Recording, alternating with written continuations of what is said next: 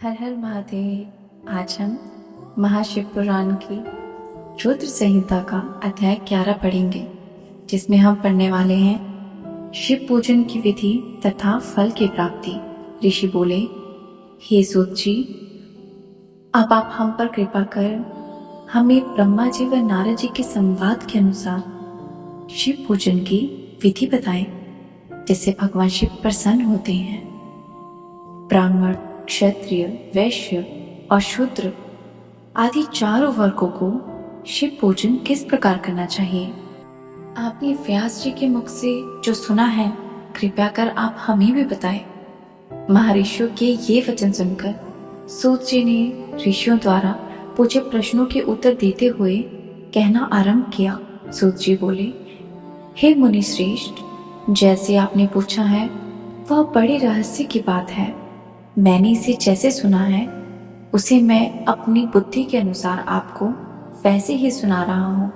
पूर्व काल में व्यास जी ने संत कुमार जी से यही प्रश्न किया था।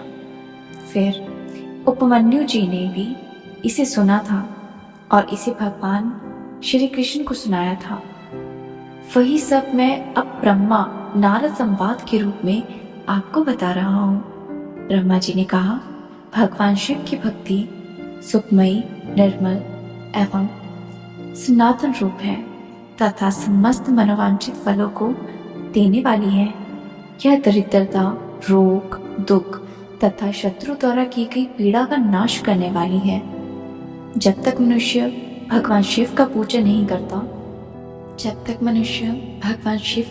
नहीं करता और उनकी शरण में नहीं जाता, तब तक कि उसे दरिद्रता, दुख, रोग और शत्रु जनित पीड़ित करते हैं। ये चारों प्रकार के पाप दुखी करते हैं।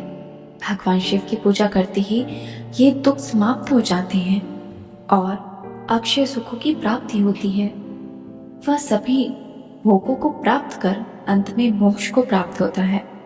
शिव जी का पूजन करने वालों को धन, संतान, सुख की प्राप्ति होती है।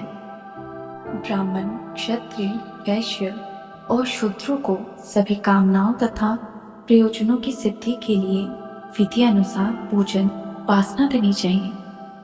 ब्रह्म मुहूर्त में उठकर गुरु तथा शिव का स्मरण करके तीर्थों का चिंतन एवं भगवान विष्णु का ध्यान करें। फिर मेरा स्मरण चिंतन करके स्तोत्र पाठ पूर्वक शिव जी का विधि पूर्वक नाम लें। तत्पश्चात उठकर शौच क्रिया करने के लिए दक्षिण दिशा में जाएं तथा मलमूत्र त्याग करें। ब्राह्मण कुत्ता की शुद्धि के लिए उसमें 5 बार शुद्ध मिट्टी का लेप करें और धोएं। क्षत्रिय 4 बार, वैश्य 3 बार और शूद्र 2 बार यही क्रम करें। तत्पश्चात बाएं हाथ में 10 बार और दोनों हाथों में 7 बार मिट्टी लगाकर धोएं। प्रत्येक पैर में 3-3 बार मिट्टी लगाएं। स्त्रियों को भी इसी प्रकार क्रम करते हुए शुद्ध मिट्टी से हाथ पैर धोने चाहिए। ब्राह्मण को 12 उंगल, क्षत्रिय को 11, वैश्य को 10 और शूद्र को 9 उंगल की दान करनी चाहिए। षष्ठी, अमावस्या, नवमी व्रत के दिन सूर्योदय के समय, रविवार और श्रद्धा के दिन दांतुन न करें।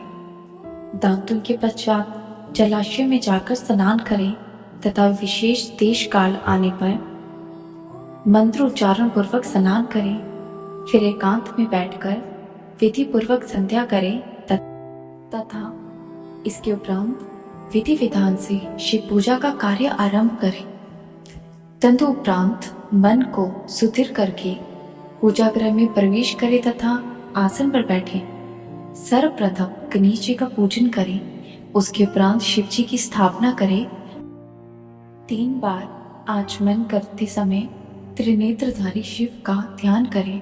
भगवान जी के 5 मुख, 10 भुजाएं और जितनी स्फटिक के समान उज्ज्वल क्रांति है, सब प्रकार के आभूषण उनके श्री अंगों को विभूषित करते हैं तथा वे बाग पर बांधे हुए हैं। फिर प्रणव मंत्र अर्थात ओंकार से शिव जी की पूजा आरंभ करें। बाघ अर्थ और आचमन के लिए पात्रों को तैयार करें। 9 कलश स्थापित कर तथा उन्हें कुशाओं से ढककर कुशाओं से जल लेकर ही सबका प्रक्षालन करें। तत्पश्चात सभी कलशों में शीतल जल डालें। खस और चंदन को पाक पात्र में रखें। चमेली के फूल, शीतल चीनी, कपूर, बड़ की जड़ तथा तमाल की चूर्ण बना लें और आचमनीय के पात्र में डालें। इलायची और चंदन को भी सभी पात्रों में डालें। देवाधिदेव महादेव जी के समान नंदीश्वर का पूजन करें। गंध, धूप तथा दीपों द्वारा भगवान शिव की आराधना आरंभ करें। सकुजातम प्रभधामी मंत्र से शिव जी का आवाहन करें। ओम वासुदेवाय नमः मंत्र द्वारा भगवान महेश्वर को आसन पर स्थापित करें। ईशानम सर्व विद्या नाम मंत्र से आराध्य देव का पूजन करें। पांक और आचमनीय अर्पित कर अर्घ दें। तत्पश्चात गंध और चंदन मिले हुए जल से भगवान शिव को विधि पूर्वक स्नान कराएं। तत्पश्चात पंचामृत से भगवान शिव को स्नान कराएं।